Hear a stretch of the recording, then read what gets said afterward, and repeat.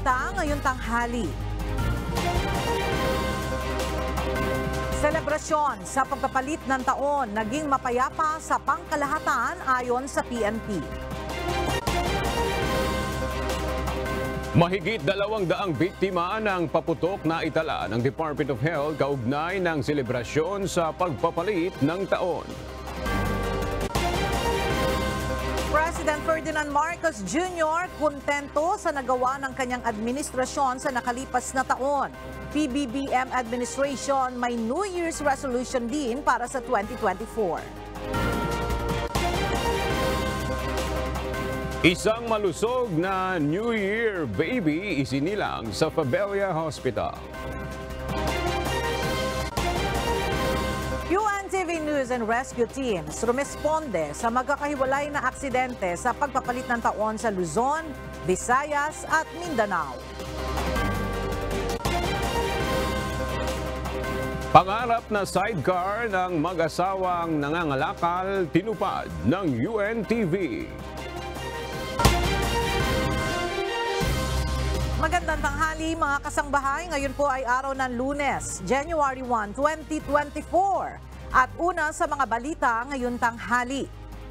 Naging mapayapa sa kabuuan ang selebrasyon sa pagpapalitan taon sa bansa ayon sa Philippine National Police.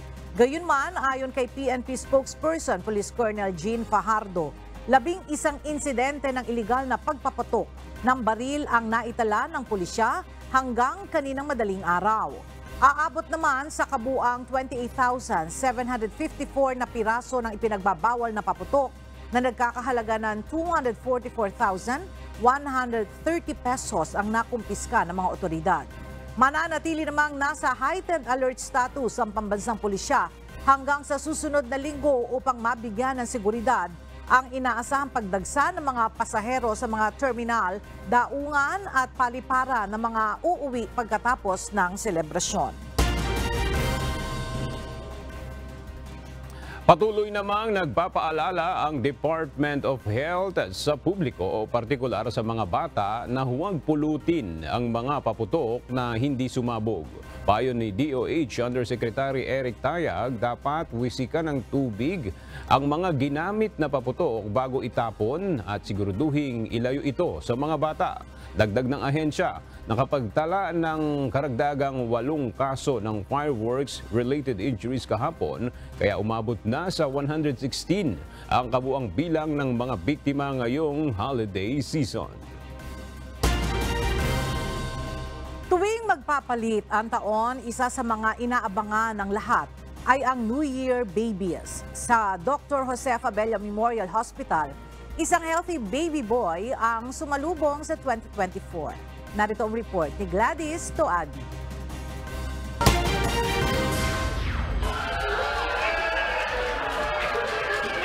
Galak at pag-asa. Yan ang dulot sa pagsilang ng isang healthy baby boy para sa first-time mom na si Ronalyn Concepcion. At maging sa mga medical staff sa Dr. Jose Fabella Memorial Hospital sa pagpasok ng 2024.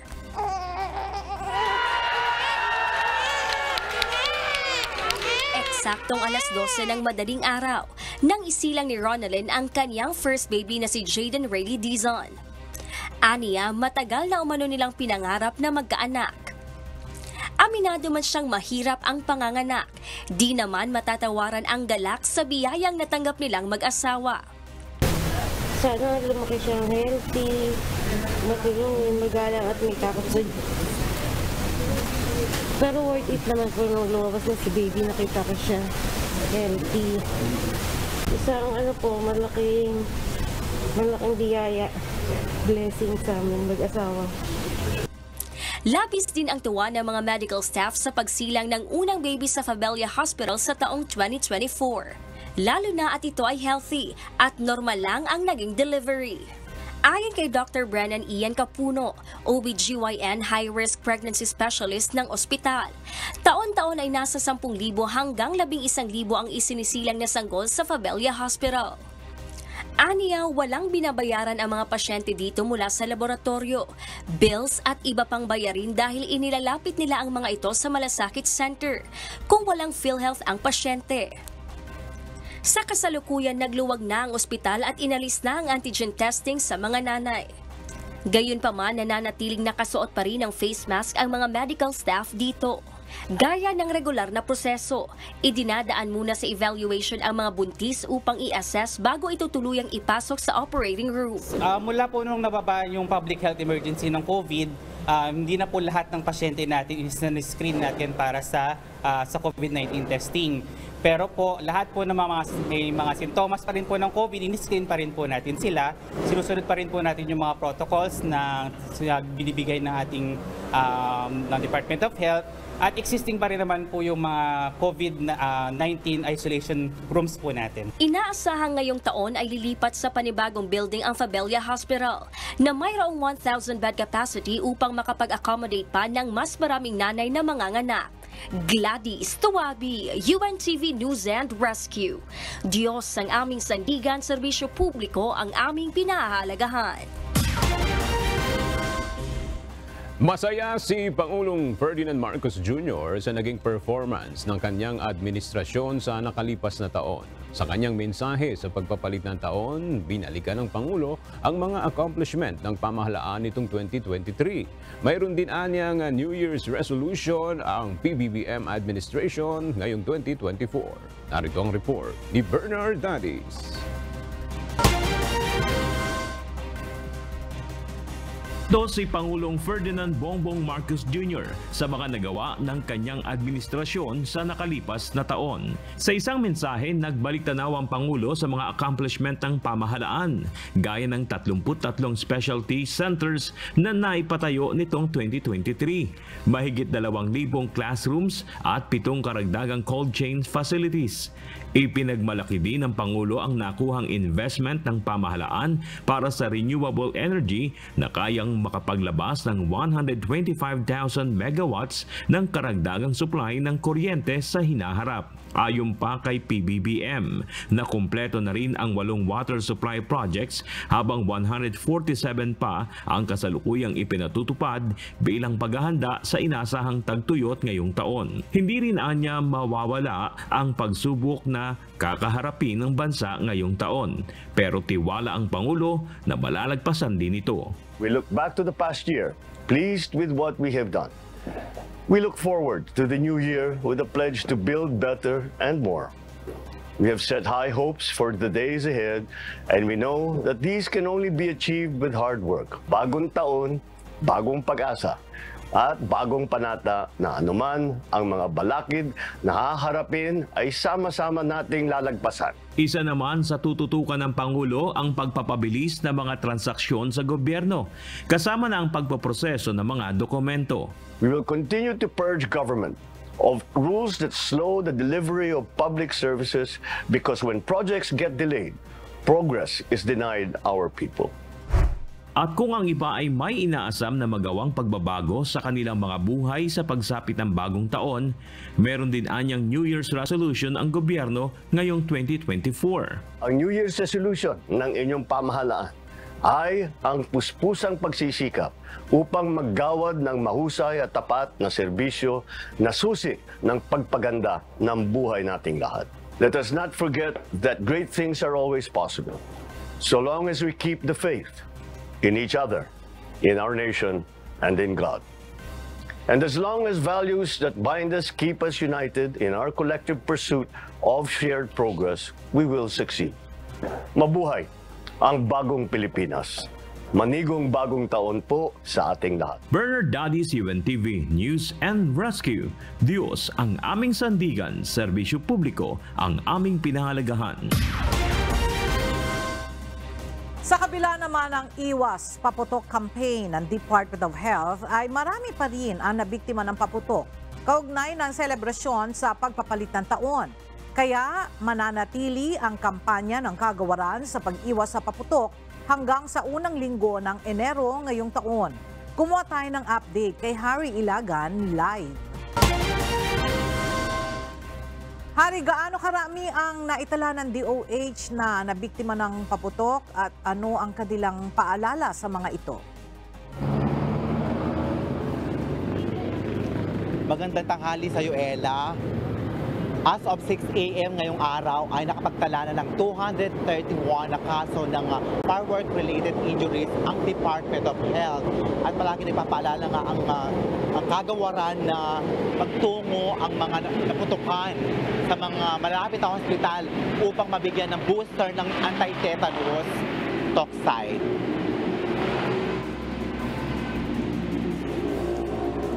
Nakapagtala na ng 231 fireworks-related injuries ang Department of Health as of 6 a.m. ngayong araw. 130 naman ang naitalang kaso sa National Capital Region o NCR. Nangunguna pa din sa mga pinagbabawal na paputok o fireworks ang 5-star, Wheaties, Boga, Piccolo, Whistle Bomb, Plapla, Lucy's, Fountain at Triangle. Samantala, Ella, 11 months old naman na sanggol ang pinakabatang naitalang nabiktima ng pinagbabawal na paputok na naputokan ng Piccolo sa mukha. Sa ngayon ay nakapagtala na ng 11 naman na naputulan o yung amputation ang Department of Health. At 126 cases naman ang 18 years old pababa. 76 years old naman ang naitalang pinakamatandang nabiktima ng Wheaties, Ella, sa kanang mata as of 6 a.m. today. Kaya mulit-muli nga nagpapaalala ang Department of Health na sa mga nabiktima ng paputok na magtungo sa mga malapit na hospital upang mabigyan ng booster ng anti-tetanus toxide upang maturukan sila, Ella, sa mga parte ng kanilang mga katawan. Yan munang update mula dito sa DOH. Balik sa iyo, Ella. Maraming salamat, Harry Ilagan. Hindi bababa sa 20 ang naitalang bilang ng naputukan sa Bulacan ilang araw bago magpalit ang taon hanggang sa pagpapalit ng taon. Karamihan sa mga ito ay edad 10 to 19 years old at naputukan ng Boga at 5-star. Mula sa Malolos, Bulacan, makibalita tayo kay Nestor Torres live. Nestor, saan partikular na ospital dinala yung maraming pasyente na naputukan dyan sa Bulacan at kumusta naman yung kanilang kalagayan? Ang pinakamaraming naputukan ay dinala sa Bulacan Medical Center sa Malolos at yung marami naman sa lakat ng mga naputukan ay nakauwi na rin sa kanilang mga bahay at doon na lang nagpapagaling. Mula December 22 hanggang December 31 ng alas 6 ng gabi ay may naitalang 19 na kaso ng firecracker-related injuries ang Bulacan Public Health Office o PHO. Kagabi, nadagdagan ito ng 3 pang biktima hanggang sa pagpapalit ng taon na isinugod sa Bulacan Medical Center o BMC Hospital. Bandang alas 10 kagabi, isang 8 taong gulang na bata mula sa Kalumpit, Bulacan ang naputukan ng boga sa buka. Ang kwento ng ina nito, lumabas lang ng bahay ang kanyang anak. Pag-uwi nito ay nalabas na ang mukha. Itong nasa buga ng boga at ito ay nasa buga ng boga dahil sa kanyang kalaro. Hindi naman nabulag ang mata ng bata pero kailangan pa rin itong magtuloy-tuloy na maipagamot dahil sa tinupusugan. Pumunta po siya sa loob ng kwarto na sabi na po sa kanda po siya ng boga.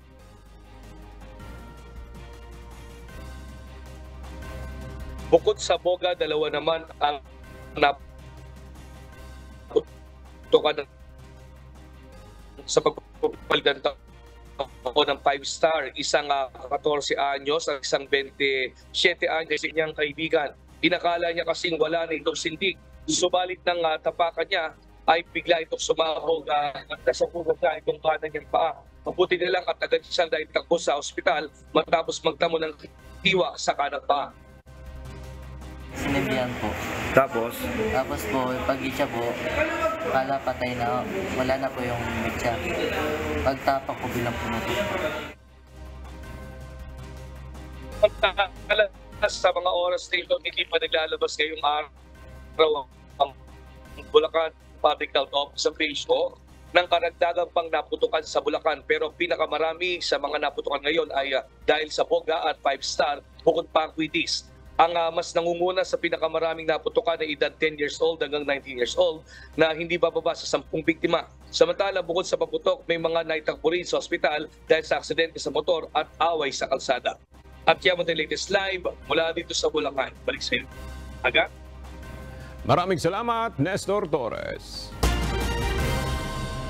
Good news naman para sa mga motorista ngayon 2024 dahil posibleng may ipatupad na panibagong bawas o rollback sa presyo ng mga produktong petrolyo ang mga kumpanya ng langis bukas, araw ng Martes, January 2. Sa inisyal na pagtaya ng mga oil company, maaaring bumaba ng 30 sentimos hanggang 60 sentimos ang presyo ng kada litro ng diesel, habang posible namang walang galaw o mabawasan ng 25 sentimos ang kada litro sa presyo ng gasolina. Sa kerosene naman ay inaasahan na magkakaroon ng rollback na umaabot ng piso at 10 sentimos hanggang piso at 30 sentimos sa kada litro nito. Ayon kay Department of Energy Oil Industry Management Bureau Assistant Director Rodela Romero, ang pagbaba ng presyo ay bunsod ng pagkapawi ng shipping disruption sa Red Sea. Samantala, inaasahan naman tataas ang presyo ng liquefied petroleum gas sa unang linggo ng taong 2024. Ayon kay Regasco President Arnel T., ito ay dahil sa mas mataas na gastos ng pagpapadala nito na resulta ng political tension sa Red Sea. Anya, ang $60 na dagdag sa shipping fee ay mangangahulugang 3 pesos and 50 centavos kada kilong pagtaas o 38 pesos and 50 centavos sa bawat 11 kilogram na tangke ng LPG.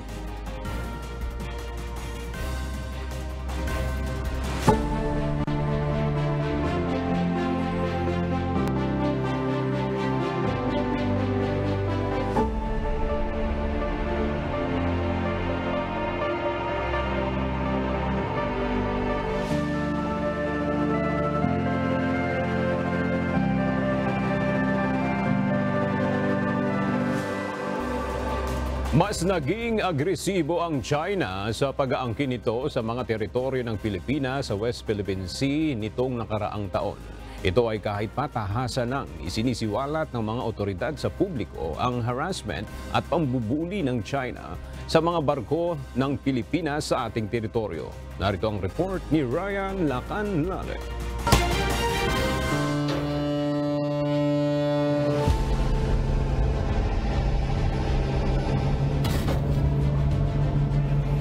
Sir, 1.7 na.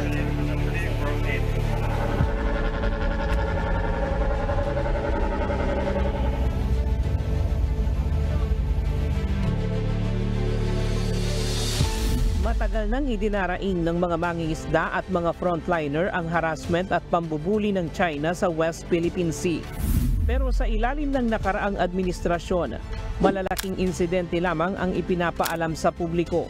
Ang iba pang mga insidente ay hindi nabibigyang diin, kaya't itinatanggi lang ng China at pinalilitaw pa na lumilikha lamang ng gulo ang Pilipinas. Pebrero ngayong taon, nang ginamitan ng military grade laser ng Chinese Coast Guard ang barko ng Philippine Coast Guard na kasama sa resupply mission sa Ayungin Shoal. Gaya ng dati, itinanggi lang ito ng China. Kaya't inakuna ng PCG ang pagsisiwalat sa mga agresibong aksyon ng China sa West Philippine Sea. Bahagi ng estratehiya ang pagsasama ng media sa mga resupply mission upang maiparating hindi lamang sa mga Pilipino kundi sa buong mundo ang ginagawa ng mga Chinese vessel. Isa sa layunin nito ay mapilitan ng China na maging responsable sa mga ikinikilos nito sa West Philippine Sea at maobligang sumunod sa international law. Pero tila kabaligtaran pa ang nangyari dahil mas naging agresibo pa ang China sa pag-angkin nito sa mga teritoryo na malinaw na sakop ng Pilipinas. Crossing the path of a vessel that's moving forward, that's very dangerous. Dapat hindi ginagawa yung mga taktikang ganun. In fact, bawal nga yun eh. Bawal na bawal yun sa maritime rules, na ika-cut mo yung path ng isang barko. So, that's why we're worried na baka mag-escalate pa ito. Nitong Setyembre, naglagay pa ng floating barriers ang China upang harangan ang pasukan ng mga Pilipinong mangingisda sa Scarborough Shoal o Bajo de Masinloc. Buong tapang naman itong sinira ng mga tauhan ng PCG.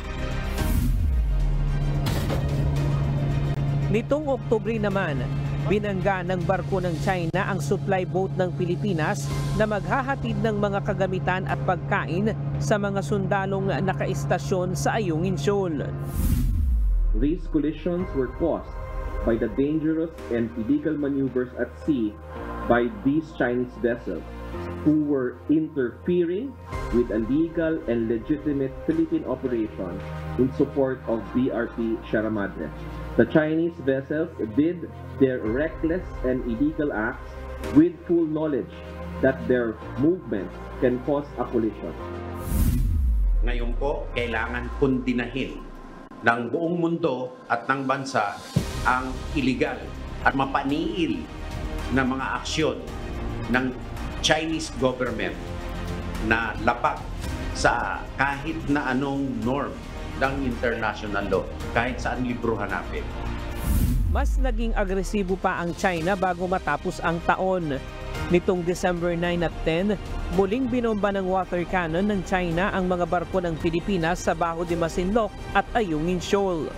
Nawasak ang communication at navigation equipment ng VFAR vessel na naghahatid lang ng ayuda at gasolina sa mga Pilipinong mangingisda sa Bajo de Masinloc, habang nasira ang makina ng supply boat na maghahatid lamang ng supply sa Ayungin Shoal. Pero sa gitna ng mas tumitinding agresyon ng China, mas naging mulat sa issue ang nakararaming Pilipino. Batay sa survey ng Pulse Asia nitong Hulyo, 8 sa bawat 10 Pilipino ang sang-ayon na palakasin ang alyansa ng Pilipinas sa ibang mga kaalyadong bansa upang maproteksyonan ang West Philippine Sea. Isang grupo din ng mga sibilyan ang nabuo upang tumulong sa paggiit ng karapatan ng bansa sa West Philippine Sea. Ang Atin Ito Coalition. Isang civilian supply caravan ang isinagawa ng grupo bago matapos ang taon. Pero sa matinding tensyon sa West Philippine Sea, napilitan itong umatras. Hindi man lubusang nagtagumpay sa kanilang hangarin ang Atin Ito Coalition, itinuturing pa rin nilang malaking accomplishment ang kauna-unahang supply mission sa West Philippine Sea na pinagunahan ng mga sibilyan. Kasabay ng panawagan na ang buong bansa ay magkaisa sa harap ng mas tumitinding agresyon ng China, ay ang pangarap na sa hinaharap ay maging pangkaraniwan na sa mga sibilyan ang pagbiyahe sa ating teritoryo sa West Philippine Sea. Ako si Ryan Lacanlale para sa Repaso 2023.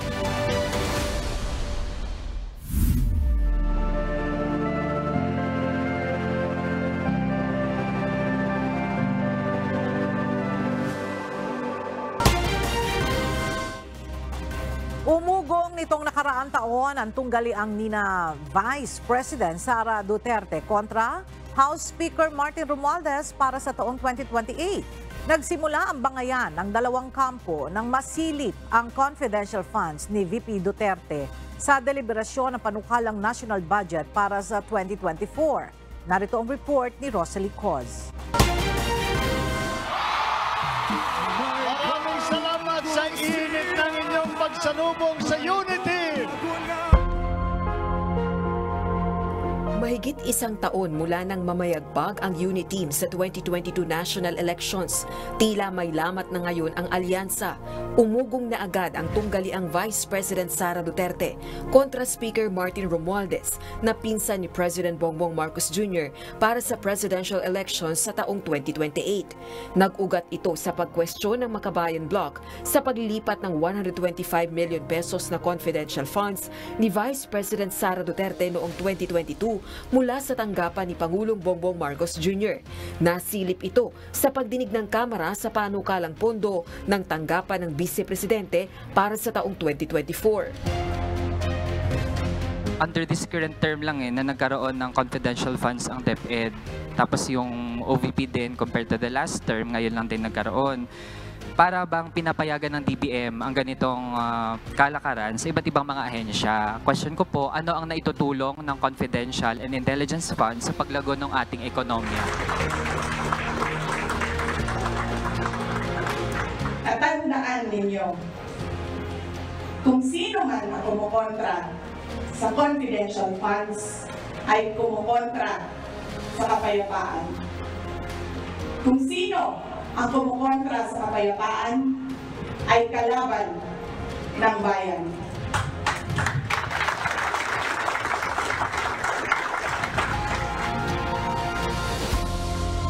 Ang kontrobersya kaugnay ng secret funds naging dahilan upang tuluyang umurong sa pag-request ng kanyang confidential funds para sa susunod na taon si VP Duterte, ang Department of Education at iba pang ahensya ng gobyerno.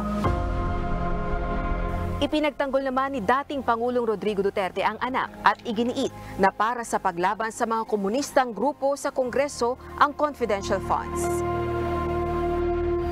Dagdag pa nito, pinakabulok umanong institusyon ng Kamara at namamayagpag ang pork barrel funds.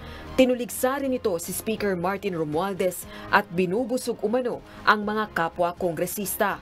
Balak din umano nitong tumakbo sa pagkapangulo, dahilan upang rumisponde ang liderato ng Kamara at magpahayag naman ng suporta ang mga kongresista kay Speaker Romualdez. Tatayo ako laban sa sinuman na mananakot sa atin para masunod lamang ang gusto nila. Itindig ako tayong lahat para sa kapakanan ng bayan. Kasunod nito, naglipatan na ang mga dating kaalyado ng pamilyang Duterte sa partido ni Speaker Romualdez na Lakas Christian Muslim Democrats o Lakas CMD. O hindi naman kaya ay sa partido ni PBBM na Partido Federal ng Pilipinas o PFP. Ganon talagang kultura siguro ng politika natin dito. Whoever is in power, doon po dumadagsa yung mga ikangang mga politiko. Nagsampa naman ng reklamong grave threat sa Quezon City Prosecutor's Office si ACT Teachers Party List Representative Franz Castro laban kay dating Pangulong Duterte dahil sa mga umano'y pagbabanta sa buhay ng mambabatas sa programa nito sa SMNI. Nagresulta ito sa kauna-unahang summon ng Prosecutor's Office sa dating presidente mula nang bumaba ito sa pwesto noong 2022. Iba na to. Dahil ginagalang naman natin yung freedom of expression, freedom of speech. Pero yung gamitin mo yung television, gamitin mo yung social media para pagbantaan ang buhay ng isang tao, ako nga, kongresista na ako, nababantaan pa, no? Much more na kayang gawin yan sa mga pangkaraniwang mga mamamayan. Bukod dito, pasado na sa House panels ang House Resolution na humihikayat sa pamahalaang makipag-cooperate sa International Criminal Court o ICC na makipagtulungan sa ginagawang investigasyon kaugnay ng anti-drug war ng dating Administrasyong Duterte. Nakabinbin din ngayon sa Kamara ang House Resolution na humihikayat sa 3 House Committees na imbestigahan ang confidential funds ng Davao City mula 2016 hanggang 2022 noong alkalde pa ng lungsod si VP Duterte. Nagsimula na ring dinggin sa Kamara ang mga paglabag sa prangkisa ng Sunshine Media Network International o SMNI kung saan may mga programa ang kampo ng mga Duterte. Nagsimula ito nang ilabas ng SMNI host na si Jeffrey Celis ang hindi kumpirmadong impormasyon na nasa 1.8 billion pesos umano ang ginasto sa foreign travels ni Speaker Romualdez ngayong taon.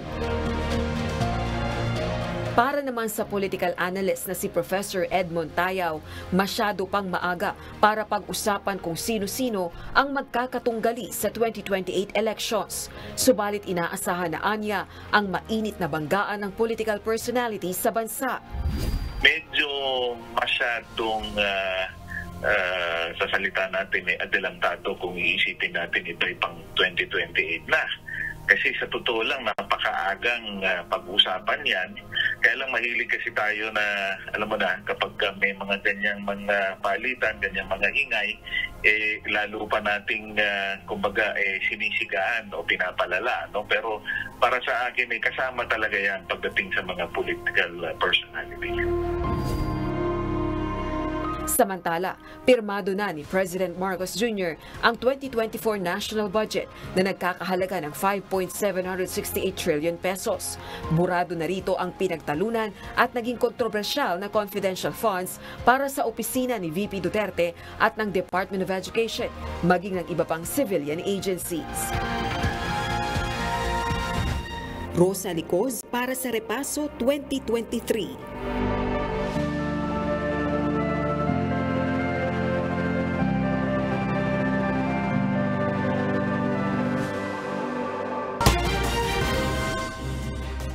Matapos na ilang beses na ipagpaliban ay natuloy na rin ang Barangay at Sangguniang Kabataan Elections o BSKE noong nakaraang October 31.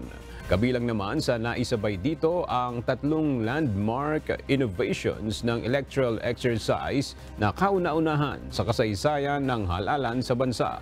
Ayon sa Commission on Elections, layo ng mga pagbabagong ito na mas maging maalwan ang pagboto tuwing magdaraos ng eleksyon. Narito ang report ni Dante Amento.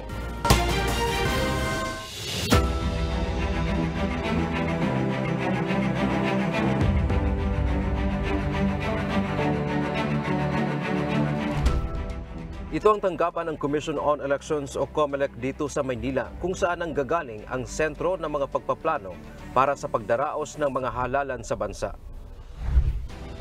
Naging hands-on si Commission on Elections o COMELEC Chairman George Erwin Garcia sa nakaraang October 30, 2023 Barangay at Sangguniang Kabataan Elections o BSKE. May mga bagong proseso ang sinubukan ng COMELEC alinsunod sa kung ano ang mas maalwan o magaan para sa ating mga kababayan para sa kanilang karapatan na makaboto. Dapat kasi ang COMELEC ay responsive din doon sa mga panawagan na i-improve natin ang ating electoral process. Of course, without setting aside yung issue ng transparency, inclusiveness, at saka yung accountability. 3 beses na naipagpaliban ang BSKE mula pa noong 2018. Pero nitong October 30 ngayong taon ay natuloy na ang makasaysayang halalan. Sa 2023 BSKE, 3 landmark electoral processes din ang sinubukan ng COMELEC. Kabilang sa mga unang beses na isinagawa sa nakaraang BSKE, ang early voting hour mula alas 5 hanggang alas 7 ng umaga para sa mga kababayan nating matatanda, persons with disability o PWD, at mga buntis para hindi na sila makipagsiksikan sa maraming tao. 14 na malls din ang ginamit ng COMELEC sa Metro Manila, Luzon at Visayas para sa pilot run ng mall voting sa layong maging maalwan o maginhawa ang pagboto ng ating mga kababayan. Isang word lang, we transformed the electoral process. Ano ibig sabihin ng transform? Madaming mga pagbabago, madami kami mga ginawa dito, lalong-lalo na sa vulnerable sectors natin. Makasaysayan din ang pilot automated BSKE sa 3 barangay ng Paliparan 3, Zone 2 sa Dasmariñas City, Cavite at Barangay Pasong Tamo sa Quezon City. Gumamit ng vote counting machine sa halip na mano-mano ang botohan. At naisabay din dito ang plebisito sa Bulacan na plano sanang gawing highly urbanized city ang San Jose City del Monte, Bulacan. Batay sa desisyon ng Korte Suprema, ang mga nahalal sa barangay at SK elections noong nakaraang October 2023 ay lumalabas na nakaupo na sa pwesto noon pang December 2022 kung saan noon pa dapat na isagawa ang halalan. Kaya naman mahigit 2 taon na lang silang uupo sa pwesto dahil muli na namang magdaraos ng halalan sa 2025. Idineklara ng SC na unconstitutional o hindi naaayon sa saligang batas ang pagpapaliban ng BSKE mula December 2022 sa 2023. Ayon sa COMELEC, 73% ang naging voter turnout nitong nakaraang halalan na mataas kaysa mga nagdaang BSKE mula 2002. Naniniwala ang COMELEC na marami pa silang dapat baguhin at pag-ibayuhin sa sistema ng botohan na nakaagapay sa mga makabagong teknolohiya upang mas mapaganda pa ang electoral process sa Pilipinas. Itong mga ganitong klaseng mga reforms, mga pagbabago, nakapag-transform ito not only the process but likewise within the entire institution. Bago pa man sumapit ang taong 2025, ngayon pa lamang ay marami ng mga paghahandang ginagawa ang COMELEC upang tiyaking preparado sa 2 malalaking halalan, kabilang na ang 2025 midterm elections at barangay at SK elections.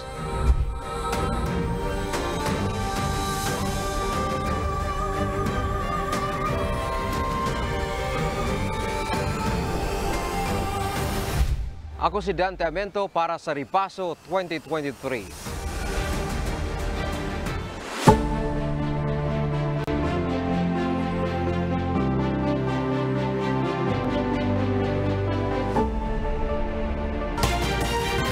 Kasama ang buong pwersa ng UNTV News and Rescue sa pagresponde sa mga aksidente at fireworks-related injuries kaugnay ng naging selebrasyon sa pagpapalit ng taon. Kumuha tayo ng update kay Lizelle Nael live. Lizelle, ilang mga aksidente at mga naputukan ang narespondihan ng UNTV News and Rescue sa nakalipas na magdamag? Yes, Aga, rumesponde sa 25 magkakaibang aksidente ang UNTV News and Rescue Team kagabi sa pagpapalit ng taon. Magkakahiwalay na insidente ang tinulungan ng rescue team mula Luzon, Visayas at Mindanao. 25 sa vehicular accident, 2 assault at 2 naman sa firecrackers-related injury. Agad na nilipatan ng pangunang lunas ang grupo ang mga pasyente ng aksidente at dinala sa pinakamalapit na ospital. Subalit ang ilan ay tumanggi nang magpadala sa ospital. Maaga pa lang kahapon ay nakahanda na ang mahigit sa 60 rescue team sa iba't ibang dako ng Pilipinas. Katuwang rin sa pag-iikot sa mga kalsada ang MCGI RACS o Raiders Assistance Community Services Responders. Bumisita rin sa iba't ibang Disaster Risk Reduction Office ang grupo at patuloy na nag-monitor ang bawat team sa social media, radio at hotline number sa command center sa buong bansa.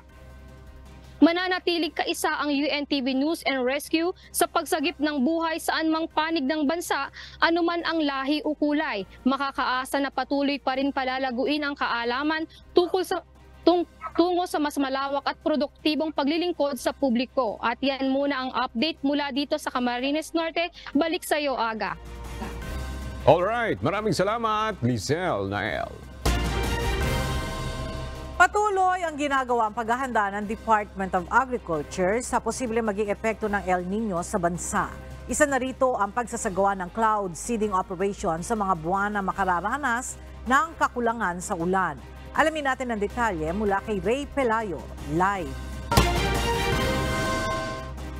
Ray, saang lugar ba isasagawa itong cloud seeding operation? At bukod dito, ano pa yung ibang mga ginagawang paghahanda ng DA?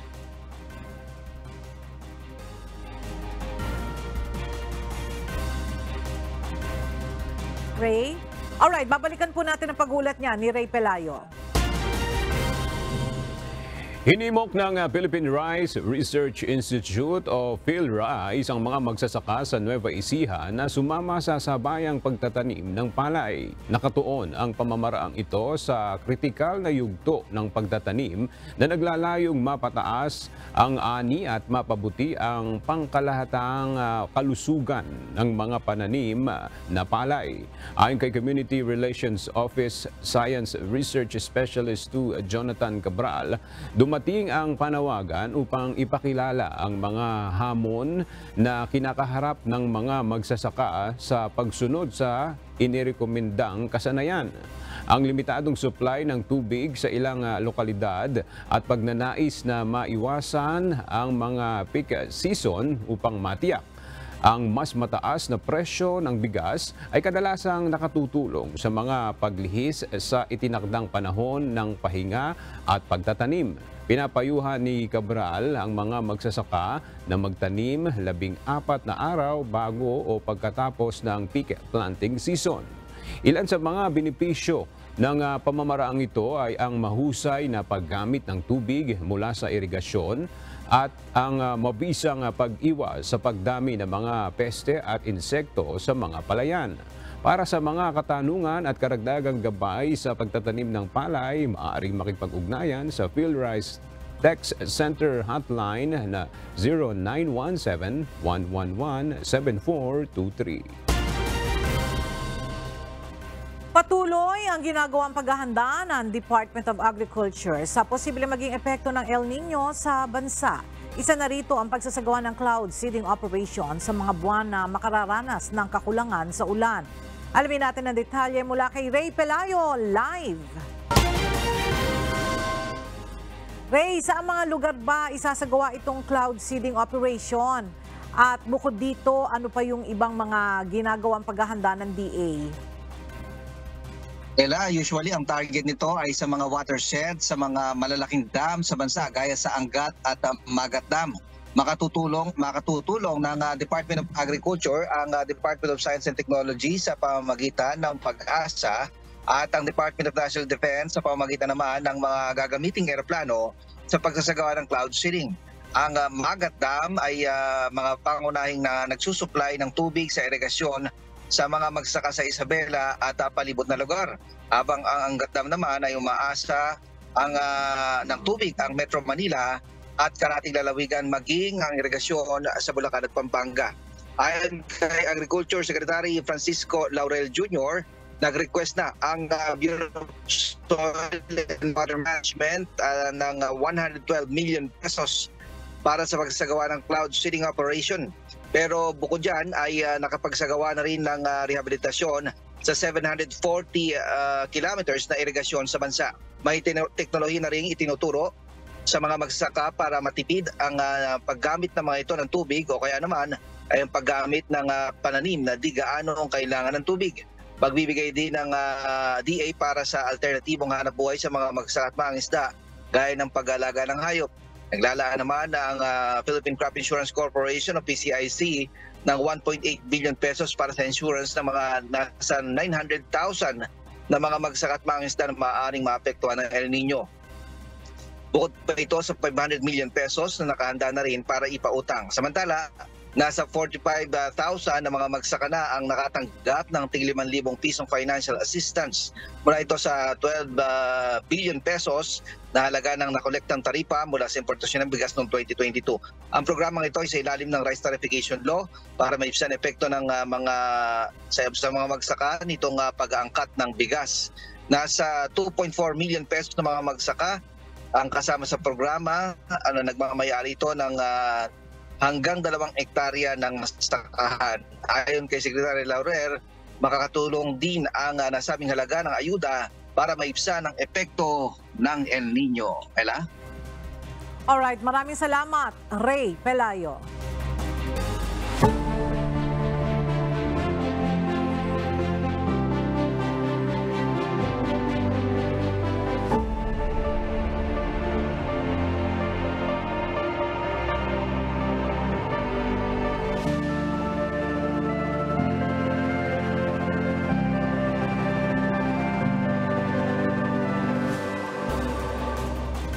Hindi nakaligtas sa mga kontrobersya at krimen ang taong 2023. Ilan sa mga pangyayaring gumimbal ngayong taon ang madugong pamamaslang sa ilang politiko, mga kasapi ng media at mga estudyanteng napatay dahil sa pagsapi sa fraternity.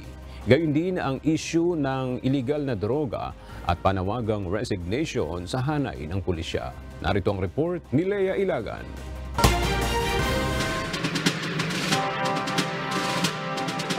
Pa lang ng taong 2023, nagulat ang buong hanay ng pambansang pulisya sa panawagang resignation ni Department of Interior and Local Government Secretary Benhar Abalos sa buong senior officials ng PNP na may ranggong Colonel pataas.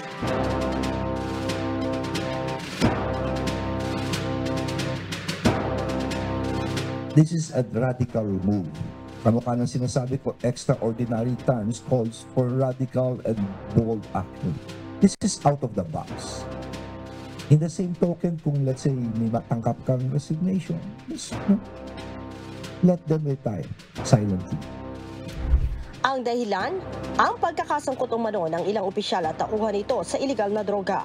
Nag-ugat ang usapin sa umanay tangkang pagpupuslit sa bahagi ng 990 kilos ng shabu na nakumpiska sa Santa Cruz, Manila noong October 2022.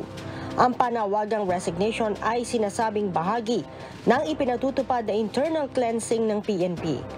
Nasa mahigit 900 matataas na opisyal ang nagsumite ng kanilang courtesy resignation. Sinuri at dumaan ang mga ito sa validation at assessment ng 5-man committee kabilang sina Baguio City Mayor Benjamin Magalong at Defense Secretary Gilbert Chodoro. Isinumite sa National Police Commission bago din nila kay President Ferdinand Marcos Jr. Hulyo nang tanggapin ng Pangulo ang courtesy resignation ng 18 sa mahigit 900 opisyal ng PNP na nagsumite ng courtesy resignation. sana it's an eye-opener to each and every police officer. It's high time that we take our job seriously, and when it comes to dealing with drugs, it's a no-no. We get involved into it, and sana let's take advantage of this as a mode of really coming up with a better image to the Filipinos.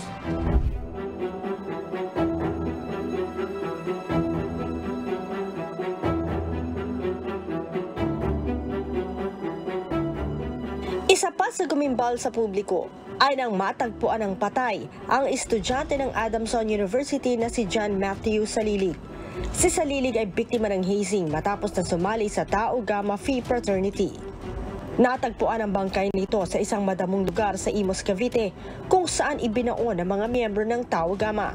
7 sa mga suspek ang agad na inaresto ng mga pulis. Nagkaroon ng pagdinig sa Senado kaugnay sa pagpatay kay Salilig. Bukod kay Salilig, namatay din sa hazing ang estudyante ng PCCR na si Aldrin Larry Chua. Natagpuan naman ito sa isang abandonadong gusali sa Barangay Santo Domingo sa Quezon City. Si Chua ay biktima din ng Tau Gamma Phi Fraternity. 6 sa 14 na suspek ang hawak na ng mga otoridad at nahaharap sa mga kaso. Murder in relation sa Republic Act 11053, yung Anti-Hazing Law of 2018, na kung saan ito ay may parusa na habang buhay na pagkakulong at 3 million pesos na fine. Hindi lamang hazing kundi matinding awayan sa politika ang naitatak sa mga karumal-dumal na insidente ngayong taon. Marso, 10 armadong kalalakihan na pawang mga ex-military ang pumasok at niratrat ang bahay ni Negros Oriental, Ruel Degamo.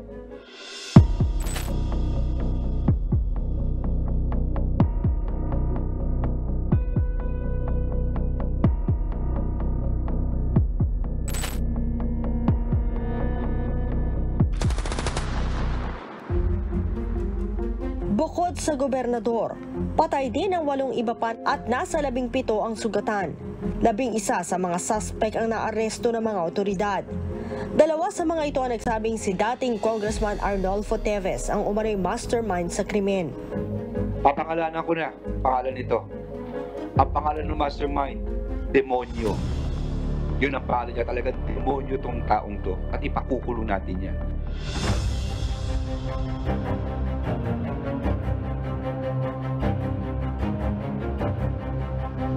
Matapos ang karumal-dumal na pagpaslang, ni-raid ng CIDG ang bahay at property ng mga Teves kung saan nakuha ang ilang matataas na kalibre ng mga armas. Bagamat patuloy na itinatanggi ang pahayag ng ilang suspek, lumipad si Teves patungo sa ibang bansa at hanggang ngayon ay hindi pa rin bumabalik. Nahaharap din ang dating mambabata sa patong-patong na kaso kabilang ang murder. Tapos na po. Nakita na natin, kumbaga sa police, case closed na to, prosecution na tayo pagkatapos. But we know who masterminded it. Kalaunan ay pinatalsik din si Teves sa House of Representatives dahil sa kanyang matagal na pagliban at pag-abandona sa pagiging mambabatas.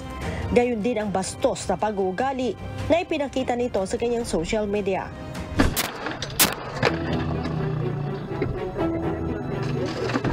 Hindi rin nakaligtas sa mga nangyaring krimen ang ilang mamamahayag. 4 na miyembro ng media ang napatay sa Administrasyong Marcos. Kinabibilangan ito ni Ray Blanco, Percy Lapid, Crescenciano Bonduquin at Juan Humalon. Si Lapid ay pinaslang habang pauwi sa kanyang bahay sa Las Piñas. Isa sa umano'y mastermind sa krimen ay si dating Bureau of Corrections Chief Gerald Bantag. Si Bantag ay may warrant of arrest sa kasong murder at patuloy na pinaghahanap ng mga otoridad. I challenge General Bantag, if you are really a man, you surrender and face na consequences para malaman natin kung anong katotohanan, hindi yung through social media. Habang pinasok naman at pinagbabaril habang nagpaprograma sa radyo si Humalon. Patuloy ang investigasyon sa insidente. Naging malaking issue rin ngayong 2023 ang pagkawala ng isang beauty queen sa Batangas na si Catherine Camilon. Sinampahan na ng kasong kidnapping ang pulis na sinasabing sangkot sa krimen na umano'y karelasyon ng biktima. Hanggang sa ngayon ay palaisipan pa rin sa mga otoridad ang kinaroroonan ng beauty queen.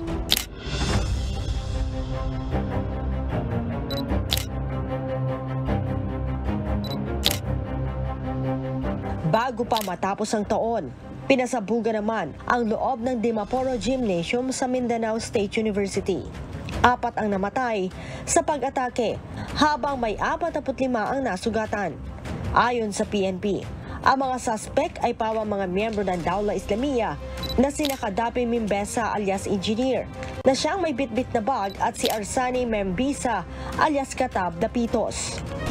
Nag-review po tayo ng mga CCTV outside the MSU at nakita po natin yung dalawang POIs na sighted po sila na mga around 6:27 papunta na po sa MSU Gymnasium. Dapat din nakita din po sila yung dalawang POIs natin ng mga around 7 na papasok na po sa MSU at lahat po yan ay nakita po natin doon po sa mas pina-enhance po natin na CCTV footages. At bago po nangyari yung pagsabog ay nakita po sila itong dalawa nating POIs na papalabas ng MSU at yung isang POI po natin ay it appears na tumawag po siya at ganamit yung cellphone niya that might have triggered po itong pagsabog po at immediately ay umalis po kaagad-agad sila ng MSU pagkatapos po nilang gumamit po ng telepono yung isa sa mga POIs po natin. Isa sa kasabwat ng mga ito ang nahuli na ng militar na nakilalang si Jafar Gamo Sultan alias Jaf Kurot. Nauna nang sinabi ng PNP at militar na posibleng retaliatory attack ng Dawla Islamiyya Mauti Group ang motibo sa krimen. Ito'y bunsod ng military operation ng militar sa Datu Hofer kung saan 11 miyembro at sub-commander ng grupo ang namatay. Sa kabila ng mga nangyaring krimen na ito, sinabi ng PNP na mataas pa rin ang trust rating ng pambansang pulisya ngayong taon, kung saan lumabas sa survey na 80% o 8 sa 10 Pilipino ang nagtitiwala pa rin sa mga pulis at sa peace and order situation ng bansa. Ako, si Lea Ilagan, para sa Repaso 2023.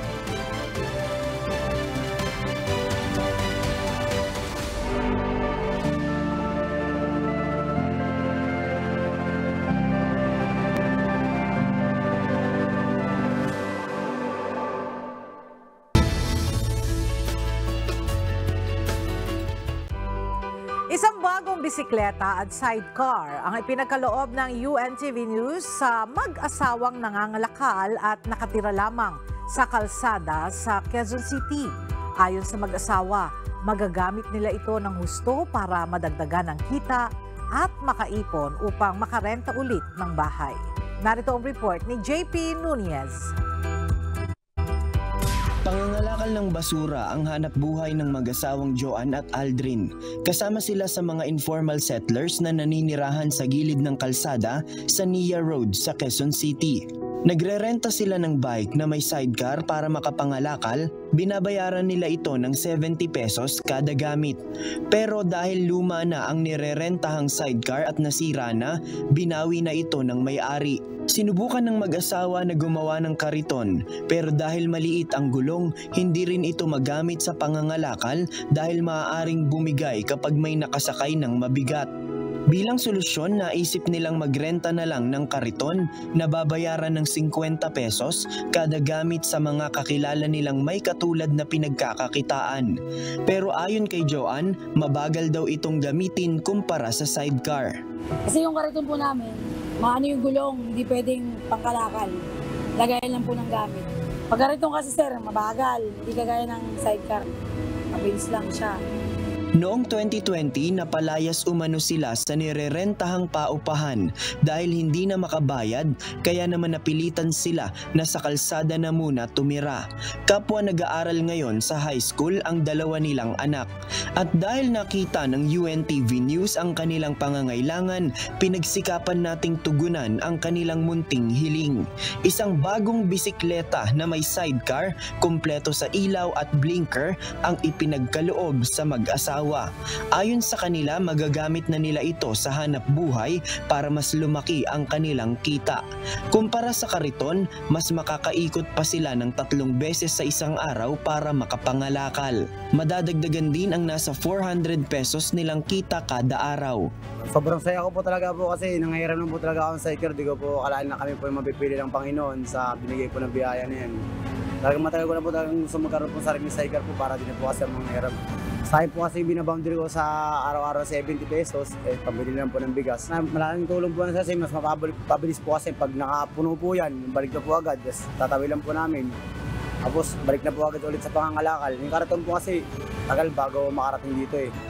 Bukod sa bisikleta at sidecar, pinagkalooban din sila ng mga grocery items na magagamit naman nila sa ilang araw na pangangailangan. JP Nunez, UNTV, News and Rescue. Diyos ang aming sandigan, serbisyo publiko ang aming pinahahalagahan.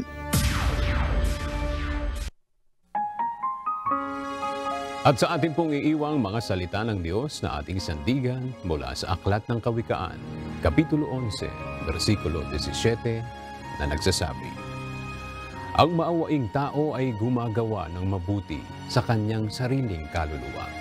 Ngunit ang taksil ay bumabagabag sa kanyang sariling laman."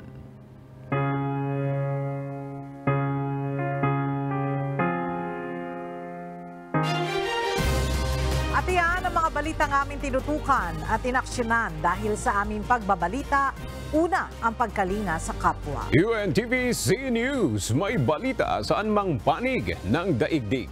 At dito sa UNTV, Diyos ang aming sandigan, serbisyo publiko ang aming pinahahalagahan. Magandang tanghali.